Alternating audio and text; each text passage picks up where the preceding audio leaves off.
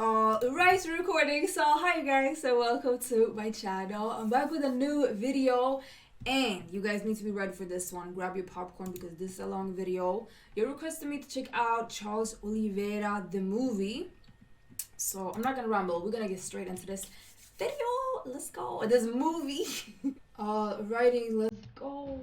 Charles Oliveira, secretly and quietly becoming the most interesting champion in the UFC. I'm proving people wrong. That is what he's done his entire career. People think of Oliveira as not being a monster because there's times that people have beaten him. Like Paul Felder smashed him, Cub Swanson KO'd him. Guys have beaten him, but he got better. See, he's been around a long ass time, but he came into his own over the last few years. Charles has spent over 12 years in the UFC and was in it from when he was 21 years old. If we've learned one thing about Bronx, is that this dude is essentially a cyborg.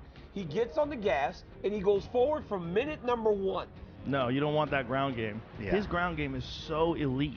So he's got the most submissions in the history of the sport. Because I watched the way he finishes submissions, the way he syncs things up. I mean, it is top of the food chain stuff. This guy's one tenacious, He's tough from Brazil? son of a bitch. No? And I mean that as a compliment. He is legitimately one of the best fighters I have ever seen in my entire life. And we have seen dudes like Anderson Silva, George St. Pierre, Khabib Nurmagomedov. At that time, it was Khabib time. Now Charles time. According to the UFC, he is no longer their UFC lightweight champion. The storyline is completely changed now with this weight cut issue. Where is Charles Oliveira's head right now? A lot of regret. Can you give us your thoughts on this whole weight fiasco and him losing the belt? I mean, it's a nightmare. I'm sure in the minds of the media and fight fans, Oliveira is the champion, you know? But technically, he's the #1 contender now. The champion has a name, and it's Charles Oliveira from the Bronx. Oh, from the Bronx. I said Brazil. When you hear the phrase Bronx, you probably have he's from pictures in America. mind of the ghettos in New York. However, recently, that nickname is more and more associated with a man born in the favelas in Sao Paulo. From Brazil. Oi, tudo bem? Meu nome é Miriam, prazer, Moisés, te amo, Brazil. I had to. Those favelas are also nicknamed Bronx. Oh, I didn't know. The man is Charles Oliveira. Raised in poverty in the neighborhood of Guarujá, Sao Paulo, Charles's humble beginnings led him to be part of Brazil's workforce very I was early gonna say he's from Bronx. in life. Minha mãe e meu pai não sabem nem escrever. Meu pai sabe bem pouco. Meu pai e minha mãe trabalharam em 2 empregos. Minha mãe trabalhava de faxineira na escola e ela saía de lá e ia para casa do dono da escola para trabalhar de faxineira. Meu pai trabalhava na feira, vendendo ovos e trabalhava no matadouro, irmão. As a child, he often helped his mother sell cheese salads from a trailer. Sempre vivi nisso aqui. Então chegou uma época que a gente trabalhava vendendo, você imagina, nós moleque, em Guarujá, você vendendo queijinho. Todo mundo que estudava com você te ver, vendendo sorvete. Caraca, o lutador lá, o Charles lá, e aí Charles, queijinho, pá, minha vida inteira. Nunca passei fome. Tinha isso pra dividir pra 3. Você comia, aquele negócio, você ficava um pouquinho ali de fome, queria que tal, mas pelo menos você tinha aquilo ali pra você comer. Então, qual que era a preocupação da minha mãe? O que os filhos iam ser? Então minha mãe colocou a gente num monte de esporte, natação. So important. I keep saying it. Put your kids in sport. It can save you. Discipline, motivation, so important. Good parents, good mom. Nunca sonha abaixo. Good mom. Sempre sonhava. Eu sonhei em ter um curso, sonhei em ter uma Ferrari. Desde moleque, tipo, feliz esse bagulho. It was a difficult upbringing, but through this line of work, he met and made friends with a few kids who trained jiu-jitsu. So important. Charles started training at around 12 years old when those friends invited him to train at a local grappling academy. Perfect before Com teenage. 12 anos de idade, sabe, o jiu-jitsu me ajudou. Eu me apaixonei, eu me encontrei de tudo aquilo que eu fiz, eu falei, mano, é isso que eu quero. O que eu me apaixonei foi pelo jiu-jitsu. When that bully grabs you and holds on to you and won't let you leave, that is when you need to know how to grapple. Tipo, eu queria muito. Minha mãe falava assim, eu só vejo esse moleque quando ele sai pra escola e quando ele chega da academia. Por que que eu fazia? Eu ia... Não fala português. Charles got the nickname do Bronx, translating to from Bronx. since he trained in a gym that was also called Bronx. But the nickname stuck after one of his first professional fights in Brazil, where Charles Oliveira wouldn't do. Por que Charles do Bronx? Bronx porque nos Estados Unidos tem o Bronx, e quando a gente lutava jiu-jitsu, tipo, quando chegava os caras falavam assim, a molecada do Bronx aí, por quê? Chegava os neguinhos, filho, de kimono nas costas, só louco, e os caras, os Mike do Bronx aí, os Mike do Bronx. Of course, his nickname, Du Bronx, that's a big fuck you to his haters. They would call him Du Bronx as an insult. Quando eu fui lutar o primeiro evento de MMA, aí o cara chegou pra mim e falou, filho, deixa eu te falar uma coisa aqui pra tu no segredo. Você já é o mais leve, você não tem luta, vai colocar Charles Oliveira? Coloca alguma coisa aí. Não, Charles Oliveira, mano, não sei, esse bagulho aí mesmo. Aí o cara tá do meu lado falando, você não é favela, você não é periferia, coloca do Bronx. Eu falei, coloca esse bagulho aí mesmo. Everything about Charles's past seems to involve some kind of violence and adversity. After all, he was raised in the favelas, notorious for the daily violence that invades the families that live in those small, impoverished communities. The amount of people that were murdered in Brazil in 2017, I believe it was double, more than double the amount that were murdered in Syria. Essa era a preocupação da minha mãe, né? Perdi amigos pro crime, infelizmente alguns morreram, outros estão presos. Seeing people being murdered is practically a guarantee. One of those people was a man named Paulo, who was the father of one of Charles's friends that introduced him to jiu-jitsu. Paulo was a role model to Charles and also a mentor. He taught him everything he knew about the martial arts. Sadly, he was killed 2 years after, and never got to see what Charles did for himself in the sport, but also in life. If that wasn't enough, Charles endured life-altering medical issues while growing up. When he was only 9 years old, Charles Oliveira was told he couldn't walk. He was diagnosed with abnormal heart murmurs and rheumatoid arthritis. When he was born, he developed bone rheumatism, and he also had heart murmurs. He was told by the doctors he would never walk again. He was hospitalized for the next 2 years, and only left the hospital at a tender age of 11 years old. At the time, Oliveira was mad for soccer, and imagined a future on the stadium grass. Na realidade, dentro da comunidade, todo moleque de uma comunidade sonha ser jogador de futebol. Sonha de ser todo moleque. However, the doctors told him that he shouldn't play sports anymore, otherwise he risked going back to the hospital bed. He was told he would never play football. He was told that he would have to have injections every 2 weeks for the rest of his life. His mother recalls, I slept on the hospital floor by his bed. I woke up at 5 in the morning to work, and then went back to the hospital. Sometimes, I went 1 month without going home, just going from the hospital to work and back. It was a devastating piece of news to hear for young Charles. How did he react? By starting to train jiu-jitsu 2 weeks after leaving the hospital. Now he's talking about he can't see very well. I see 3. Eu vi 3, né? Eu tô batendo no do meio, tá tudo certo. Get the one in the middle. Right. If you do take a look, they got these great big Coke bottle glasses. Nunca me atrapalhou na luta. Sempre, tipo, quando eu entro sem o óculos, às vezes eu entro de óculos, às vezes eu entro sem óculos. E tipo, mano, eu tiro o óculos normal, eu consigo enxergar meu adversário do outro lado. Deus me abençoa tanto que eu consigo enxergar o normal. He already saw success only after a month after leaving the hospital. His brother recalls, when we went back to the doctor's office and the doctor said we couldn't do it, Charles had 2 gold medals already. Oliveira continued receiving the injections up until the age of 18, when he no longer suffered with any problems in his limbs. Wow. Charles's dedication and perseverance showed from an early age and would define his later Maybe career the workout successes. helped, the sport helped his health. I think After years of practicing and winning jiu-jitsu competitions, Charles set his sights on the MMA world. Maybe you should start with wrestling or something else, and then they go over to, because that's where the more money is. Am I wrong? I think so. He began his amateur and then professional MMA career in 2008 at the age of 19 in his home country of Brazil. Brazil. During that period, he compiled a record of 12-0 with 6 knockouts and 5 submissions. E minha mãe não queria que eu fosse lutador de MMA, minha mãe queria que eu fosse lutador de jiu-jitsu. Só que a primeira vez que eu lutei, 3 lutas na noite, eu ganhei dos caras e eu ganhei dinheiro. Eu falei, opa, Look at the smile. On How 3 family separate live a better life. occasions, Oliveira notched multiple wins on the same night. His professional debut came at the Predator FC 9 welterweight Grand Prix event.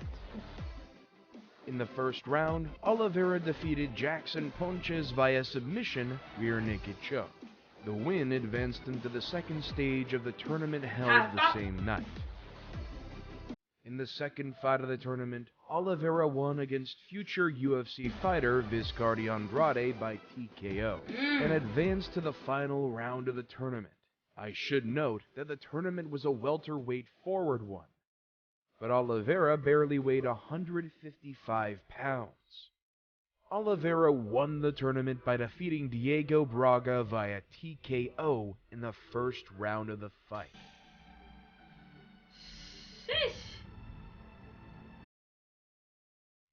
Porque eu lutei jiu-jitsu a vida inteira, mestrão. A vida inteira. Exactly. E aí, quando eu fui pro MMA, que eu lutei esse GP, foi a primeira vez que eu ganhei dinheiro na vida. Then, Oliveira entered into another tournament. 15 dias depois, eu lutei outro GP de 3 lutas. 15 dias depois, eu ganhei de novo. Where he defeated Daniel Fernandez and Aline Silva by knockout and technical knockout. Oliveira submitted 3 opponents in a row over the next few months, including Bellator veteran Alexander Bazira, and also won a split decision against Eduardo Pashu.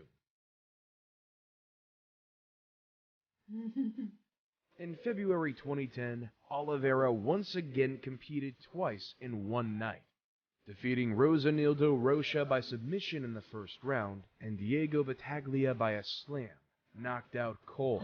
Sabe, aí eu perguntei pros caras que eram os caras bom. Eu falei, mano, e aí, o que você acha? Os caras, mano, você tem talento, mano, você tem talento. Despite being a professional MMA competitor since 2008, Charles by then had mainly fought in small Brazilian promotions until his move to the UFC in 2010.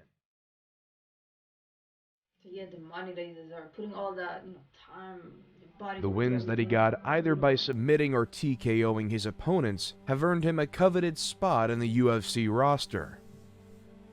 Newer fans of the sport see Oliveira as a new face since his rise to the championship. But this man has been part of the organization for over a decade. Foi que ano que você entrou pra UFC? Há 11 anos atrás, irmão. 2010. Upon his arrival to the UFC, despite being just 21 years old, he would see success in the octagon immediately. Pra mim, a minha primeira luta, geralmente todo mundo fala que quando vai lutar, a primeira luta dá aquela pressão, aquele frio na barriga, aquela coisa. Pra mim, eu não tive isso. Por que eu não tive isso? Porque eu assinei 10 contratos do UFC mentirosos. Os empresários da época chegaram e falaram assim, ó, tem um contrato seu pra assinar com o UFC. Que quando eu assinei o verdadeiro contrato... Oliveira made his UFC debut in August 2010. It was a fight against Darren Elkins, which he won by submission, and earned the Submission of the Night award. Elkins was 12-1 at the time, and had already had a UFC win under his belt. When Elkins lifted Oliveira up for a slam just seconds after the bout started, it seemed Oliveira was to have a wake-up call to start his UFC career. The respond is everything. Where's the counter? Let's see how we respond. Instead, the Brazilian showcased his superior submission skills. He immediately scrambled into a position in which he could lock in a triangle choke and then adjust to an armbar. Ele me botou abaixo, eu fiz a transição do triângulo para o lock e peguei. He's got the arm and the triangle together, wrapped up. Oh, he got a tap out. Technique here. I mean, he's just doing everything perfect. Oh, that's how Elkins couldn't do anything there you but go. tap, There you go. giving Oliveira his first UFC win in his debut. The winner by tap out due to an armbar, Charles Hello, San Diego. Hello, thank you, FC. Thank you, San Diego. After his win over Elkins, he went on to gather another win, this time over Efren Escudero at UFC Fight Night 22, again via a submission. The world found out about him was Efren Escudero, who won the Ultimate Fighter. so who was a very good fighter himself. He fought Oliveira, and Oliveira took his back same way, standing up, and choked him out. And that's when we first saw him. Quando essa luta com o Efraim Escudeiro, aquela que vocês viram finalizar em pé, ele tinha ficado, acho que foi 5 ou foi 4 quilos acima do peso, e eu aceitei a luta. Eu tentava botar ele pra baixo, ele me jogava de tudo que era jeito, e ele batia de mão, mano, ficou uns caroços aqui, teve um momento da luta que eu tipo, levanta a guarda, e eu tipo pensava, nem você levanta a guarda aqui. His years of perfecting his ground game were paying dividends in the octagon, but soon he would be humbled, as fighters often do at the greatest stage. When he signed with the UFC, Charles's father told him something that he remembers to this day. It's easy to get there, the hardest thing is to stay. Quando eu assinei, meu pai falou assim, ó, difícil foi chegar, fácil foi chegar, difícil se manter. Eu falei, meu pai, um dia nós vai ser campeão. Um dia eu vou trazer esse cinturão pra casa, não sei quando, mas a gente vai trazer.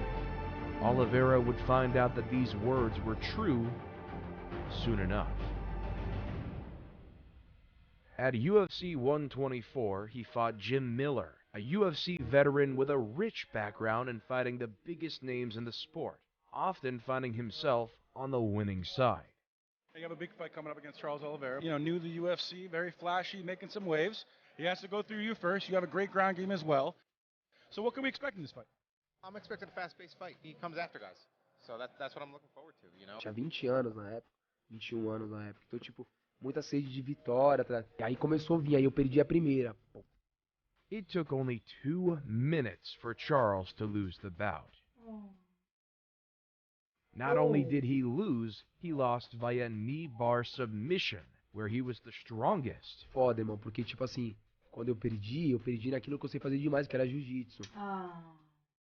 Cara, fiz de tudo na luta, peguei de tudo que era jeito, mas eu não tinha pressão. Aí o cara foi e pegou justamente a perna machucada. Penalizada, porque eu estourei o ligamento do joelho, treinando, tipo, 10, 15, 20 dias, um mês antes da luta. E aí, eu quis a luta de qualquer forma, tá ligado? Falei, não vou sair da luta e tal.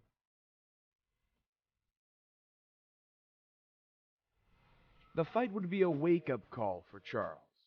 There are simply no easy fights in the UFC, and he would need to be at his best to defeat whoever stands on the opposite side of the octagon. Jim Miller, that was brilliant, man. He went for your leg, you turned it around on him and submitted his.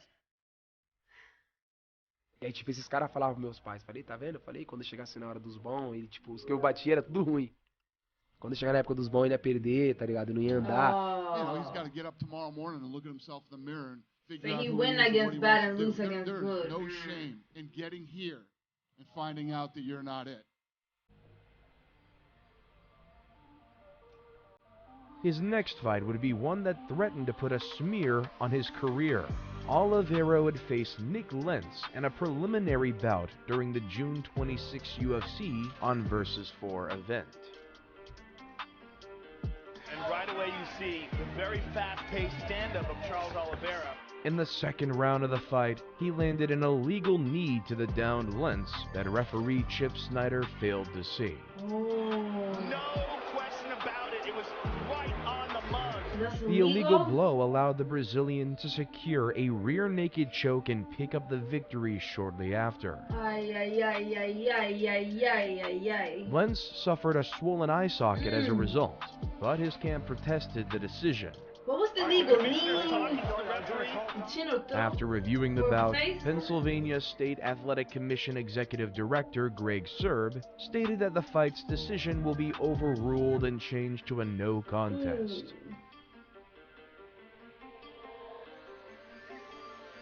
Charles would have to wait for his third victory in the octagon. Instead of finding one, his next fight would be a brutal setback. What happened? It was a fight against Donald the Cowboy Cerrone. When you look at Charles' style, very aggressive, which kind of plays into your style a little bit. You know, very aggressive. You love those kind of fights. Do you think this has that kind of potential? Absolutely. This is going to be a bomb run, baby. Cerrone outstruck Oliveira and constantly pressed forward with a single aim, finishing him. I know Ryan reading He subtitles. landed many precise combinations and devastating leg kicks.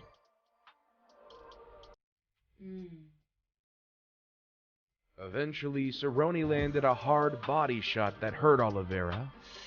Ooh, he's losing his breath without. And swarmed all over him with a fury of punches that made the referee call the fight. You had him in your stand-up tonight. It was sharp. That's just what I do. Kickboxing is my thing, you know. So.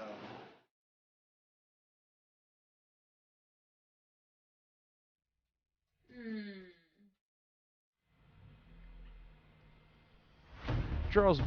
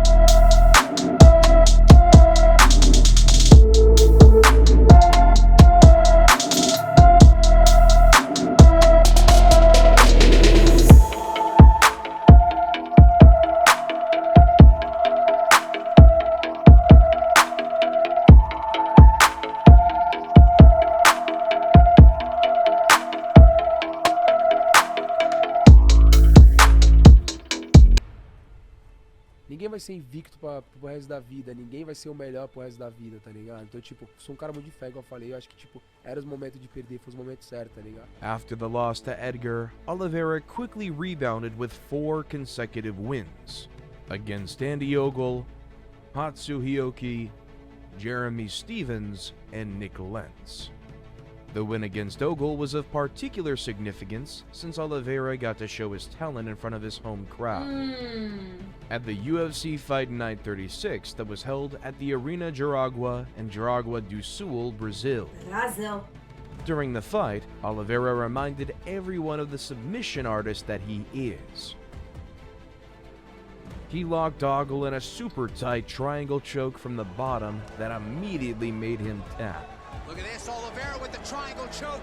He cinched it in beautifully, and those legs just squeezed the neck of Andy Ogle. Thus, Oliveira improved his UFC record to 5-4 with his Performance of the Night win. In his next fight, he would again get the Performance of the Night award with his win against Hatsuhioki. As we get set for this battle at 145. Beautiful entry into a takedown from Oliveira. The Brazilian really picking up the pace here, Kenny. Submitting his opponent with a Darce choke.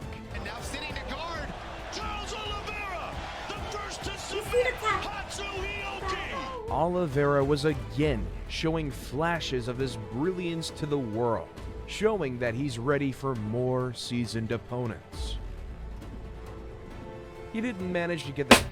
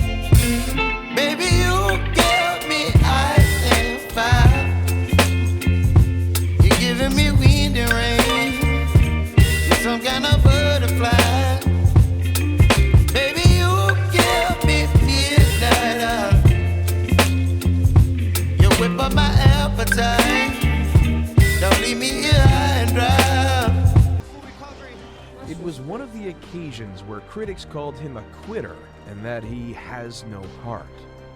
The UFC said that Oliveira suffered a micro tear in his esophagus, the muscular tube connecting to the throat with the stomach through which food passes. Someone said torn esophagus. I saw other people saying his shoulder. I saw people saying it was his neck.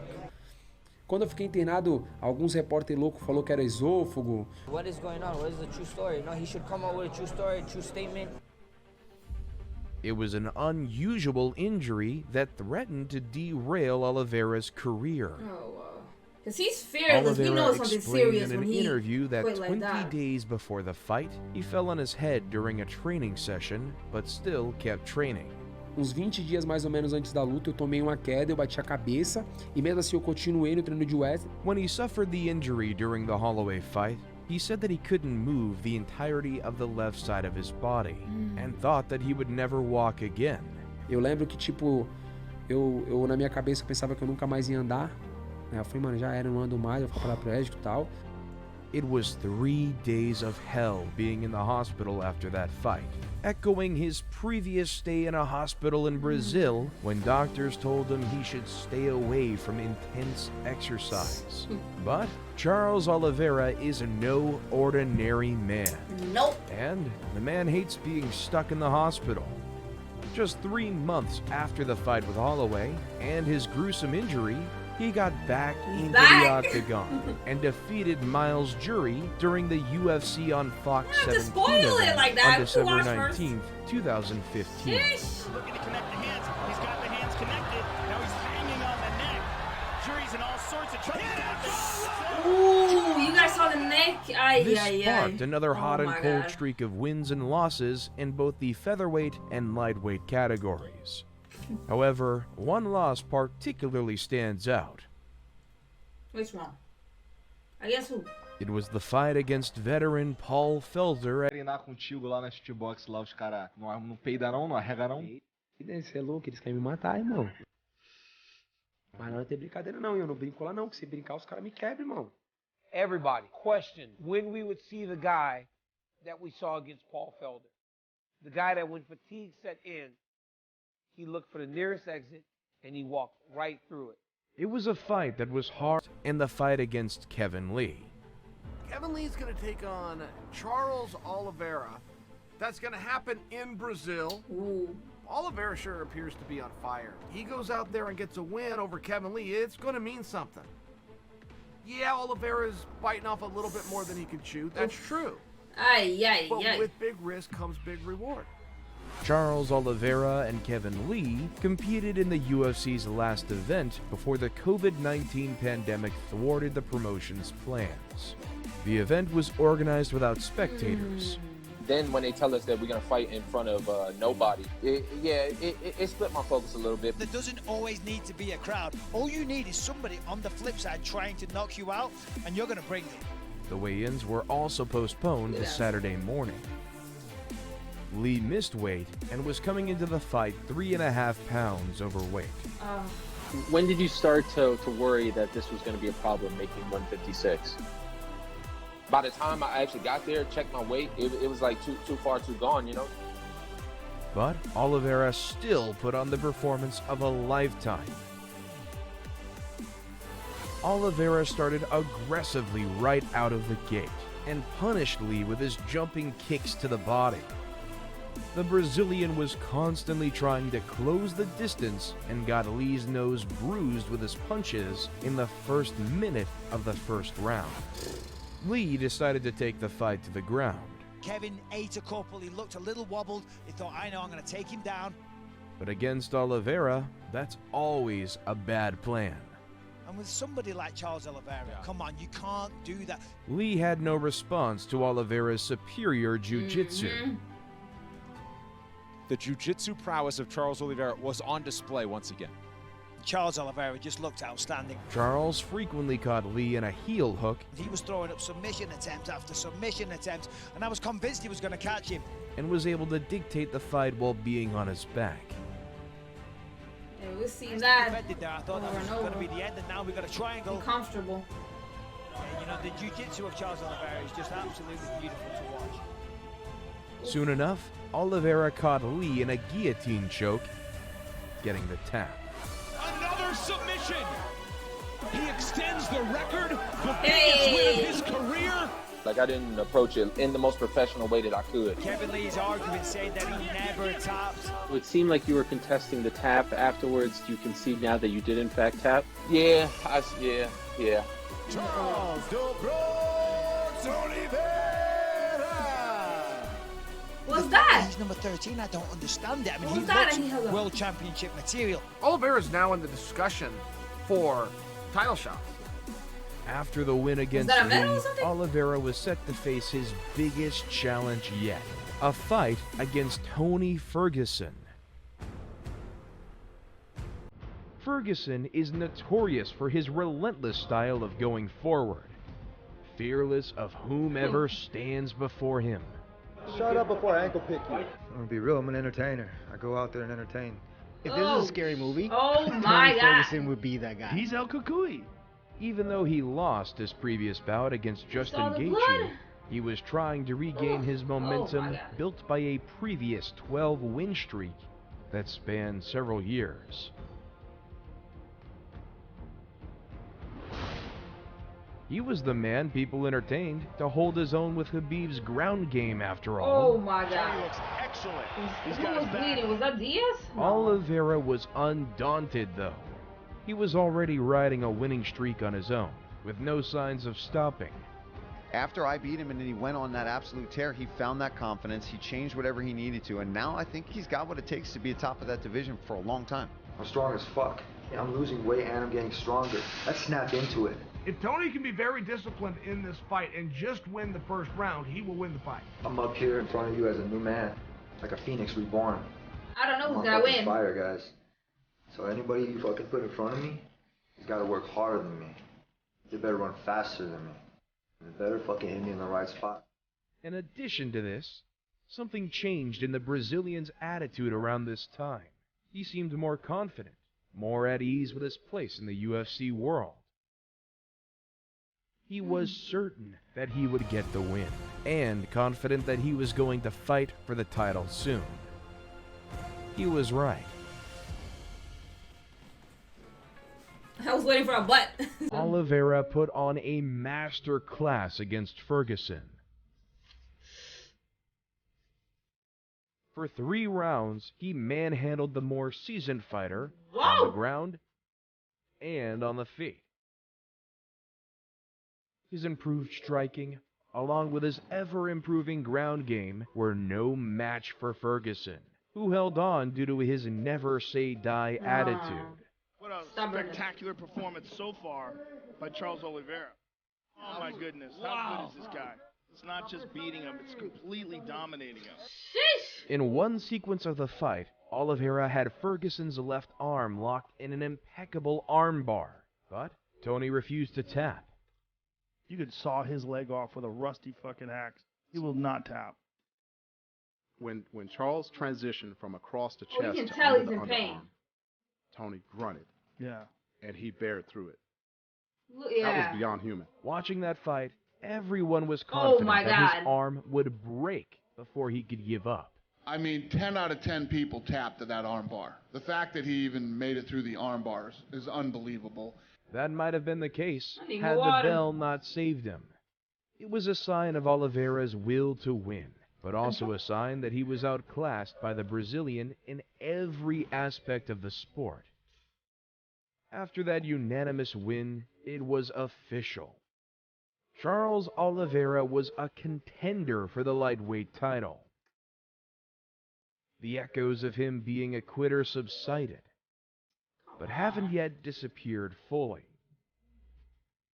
After Khabib Nurmagomedov vacated the lightweight title after his win over Justin Gaethje, there was only one man that would be next in line. Charles Oliveira was called to fight for the belt against the newly promoted UFC fighter Iron Michael Chandler. Chandler had only one fight, a knockout win over Dan Hooker in his UFC debut. And many wondered whether he deserved to face Oliveira for the belt. However, Chandler is a tough dude, and he certainly wouldn't cower before the chance he was presented with. That I came in right away, kicked down the door, said yes to every opportunity, and I show up, I'm a working man, I'm going to say yes when you call. It was again a comeback tale for Oliveira. In the first round, he absorbed a tremendous amount of pressure from Chandler. The fight was even close to being called in Chandler's favor after he pummeled Oliveira with a series of punches to the head. The first round fully belonged to Chandler, and he had all the momentum. Charles was lucky to escape the round. It's all about how you counter. What's your response? The tide turned quickly in the second round, though. Oliveira completely shifted the momentum just seconds in, landing a flush left hand on Chandler's chin, using that momentum to get the TKO. I'm a lefty. It was a short left hook that put Chandler down. That was the beginning of the end of that contest, but boy was it nice. Lefty.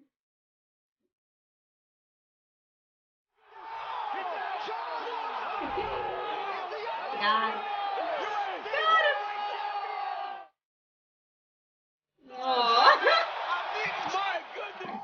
Oliveira also has had really two problems in his career. Trouble making weight, problems dealing with adversity. To watch him weather that storm, to watch him deal with that, it was really something quite remarkable. He could have quit. He made a choice to be a champion. If there was any doubt before the fight, Charles Oliveira finally proved that Saturday night that he isn't just a transitional champion in the aftermath of Khabib Nurmagomedov's retirement. And for those who still weren't convinced, he would go on to prove it again and again.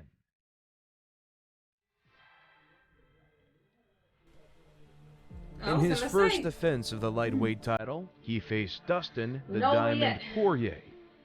When you look at Dustin, what he's done, what he's accomplished, he's a bigger guy. I think he has the advantage on his feet. I think if it goes to the ground, obviously Oliveira has the advantage. Coming into a fight against a guy like Dustin Poirier, who has proved time and time again that not only does he have a ridiculously high-level skill set in every facet of MMA, he also has the durability. Considered an uncrowned champion after his amazing winning streak. Excluding his Khabib loss, Dustin went on undefeated, 8 wins in a row with 1 no contest. These wins included Jim Miller, He's throwing lead. He is swinging. Anthony Pettis, maybe some cartilage popped in between his ribs. Justin Gaethje, Gaethje hurt. Dustin Poirier, goodness, knockout. Eddie Alvarez, The pressure from Poirier Oh my God, he's swollen. Max Holloway, Oh my God, this is too much for me. Dan Hooker, and of course, his 2 consecutive wins against Conor McGregor.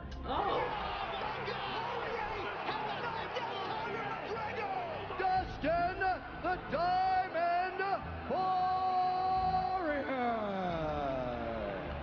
I do think that Poirier should be, as he is, in the discussion for the best boxer in all of mixed martial arts. What I'm sharing for you is Oliveira is not far behind him. And I think a lot of people don't know that. I see a lot of similarities between us just in our careers, going up and down 45, 55, the longevity. I mean, this is most UFC experience in title fight history. Oliveira will give Poirier an opportunity at some point in this fight to beat him. He does in every fight. He checks out of every fight. He comes back. He only checks out for a second or two. He comes back. A guy who's had a long road, dusted himself off, understood who he was and became a world champion, something I'm trying to do. Meu pai fala que ali separa os homens das crianças, de verdade.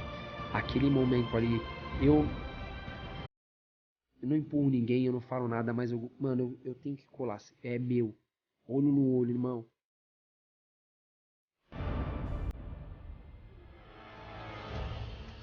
Let's go. Well, here's what's interesting about Charles Oliveira. When Charles Oliveira fights, he fights like a berserker.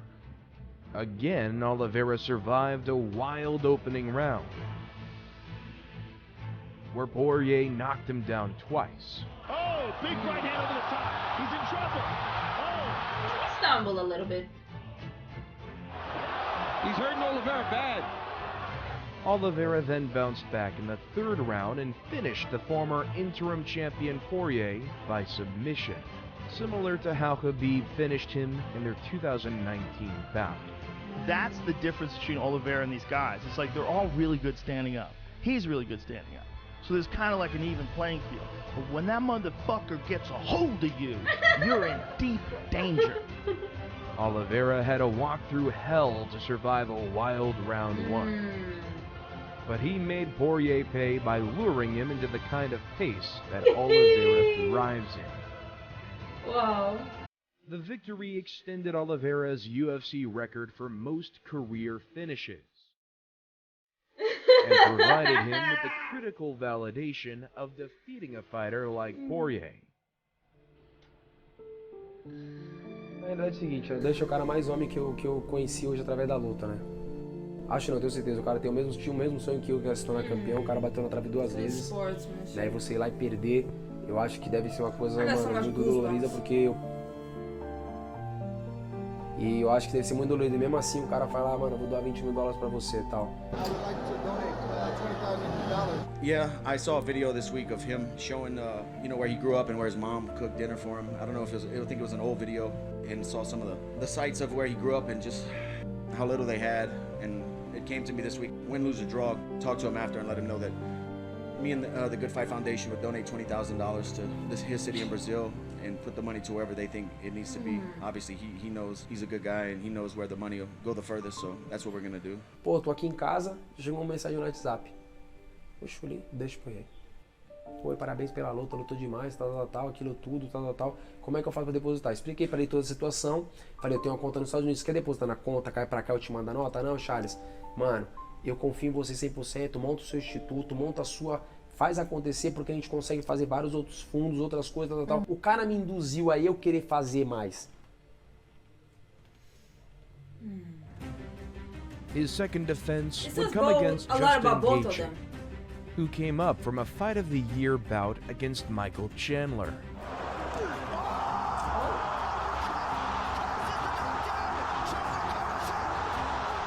It was a much anticipated matchup, and another one where Oliveira's opponent is known best for his striking and resilience. No disrespect to Charles, he is now the undisputed champion, and I can't wait to break his face. E agora deixa Gaethje, né? Vindo falando um monte de besteira. However, the fight was faced with unexpected issues from the onset. Oliveira initially didn't make weight, as he was half a pound over the 155-pound limit.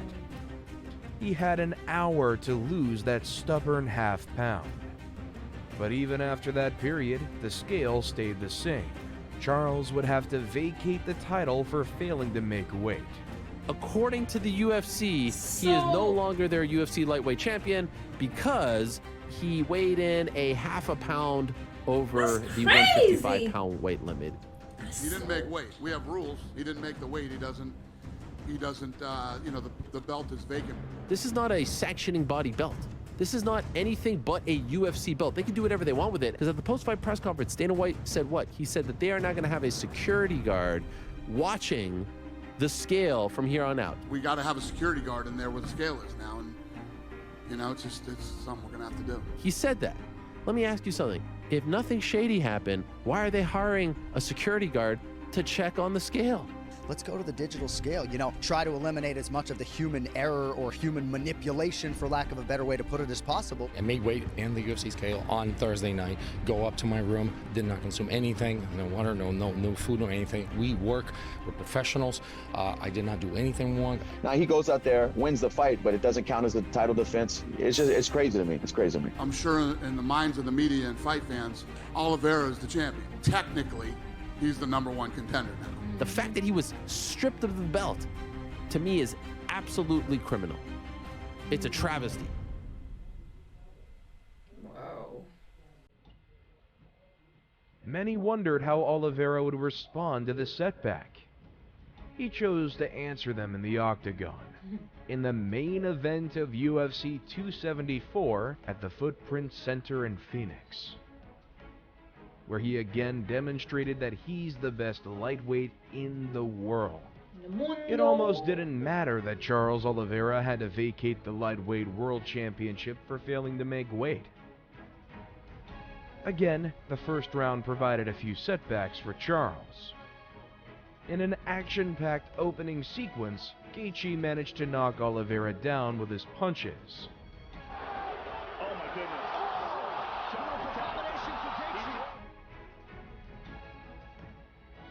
But this insane first round went quickly in favor of Oliveira, after he himself managed to detonate a straight right hand that dropped Gaethje. Landed a right hand. Quickly scrambling to get a hold of his back. This is not good. You cannot let Oliveira on your back. He's got to take the arm. Yep. Justin's in a lot of trouble here. Oh my goodness. Around the 3-minute, 20-second mark of the first round, he clinched Gaethje in a rear naked choke.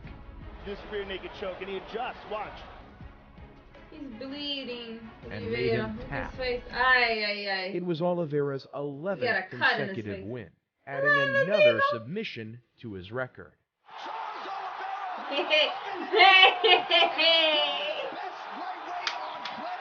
After notching the victory, Oliveira scaled the octagon and kissed Dana White on the forehead.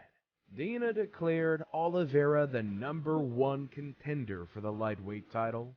Well, Dana just said you are the #1 contender. This title is now vacant. Due to him not making weight, still, Oliveira proved once again that he is on another level in the lightweight division.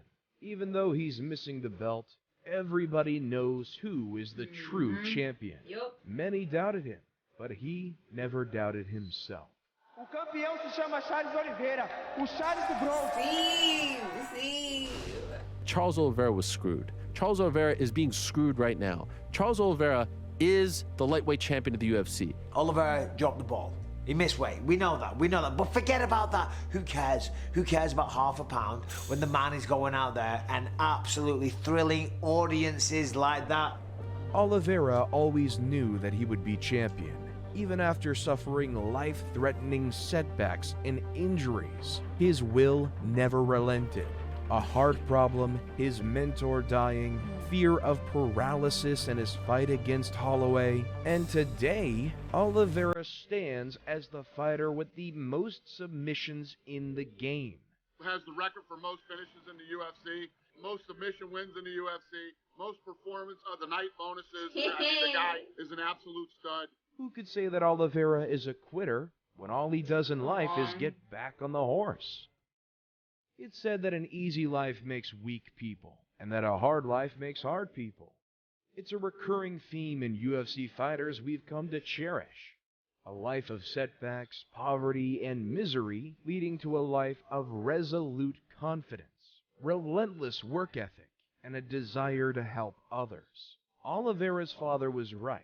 It's easy to get in the UFC game, but it's hard to stay there. Oliveira has walked the path and proved his mettle. Não tipo na hora que nós estávamos no meio da multidão, mas sim em casa, que ele pegou, que ele ficou olhando. Tipo, eu chorei, porque tipo, foi uma coisa que a gente, tipo, que ele falou, vai acontecer, eu falei, eu te prometo, vai acontecer, então tipo... He still lives near his favela in Brazil, only in much better housing. He regularly helps his fellow people in his community to get food, clothing, and other necessities. A gente acabou de fazer um trabalho da hora no cinema. 70 crianças que nunca tinham sentado na cadeira comendo pipoca para assistir. Vai fazer agora num circo. I'm in on Oliveira. He stays in the favela. He still helps those people. Like, there's some stuff about him that I really, really do admire. Nowadays, Charles fights for family, for community, for love towards his deceased mentor, his second father. Eu nasci para isso, nasci para estar aqui. Vocês sabem da minha história. Os médicos falaram que eu não podia jogar uma bola. Hoje eu sou campeão mundial de pesos leves. Charles Oliveira, you will forever have my respect. Charles Oliveira is one of the greatest kids ever to deal with, you know, and he's an absolute warrior and a stud, and getting him to take fights is never hard. Good job, buddy. I only heard him call, like, you know, Sempre na nata no meio do bolo. Então, tipo, só tenho gratidão, cara. Gratidão e agora curtir esse momento, aproveitar esse momento. It's the kind of thing that makes one wonder. Who could beat a man that is willing to die before he lets down the people he loves? So far, the answer is nobody. Aww. I'm here to support Islam. Islam is a real deal. He's one of the best in the world. Habib has said for a very long time that Islam Makhachev is the best in the world and he's going to be the next world champion. Who else? Charles versus Islam. This is the biggest fight in UFC today. Islam Makhachev, Charles Oliveira, UFC 280, going down from Abu Dhabi, Fight Island. I know 100% he's gonna give up because he gave up like how many times versus Pettis, Holloway, many times. Nothing changed, you know. Everybody said Charles was the champion. I think he was just Habib let him borrow the belt. But Islam is gonna play with him. He's gonna play with him and he's gonna show its level to this game. A arrogância deles vai matar eles. Arrogância, tanto de empresário como de ex-lutador.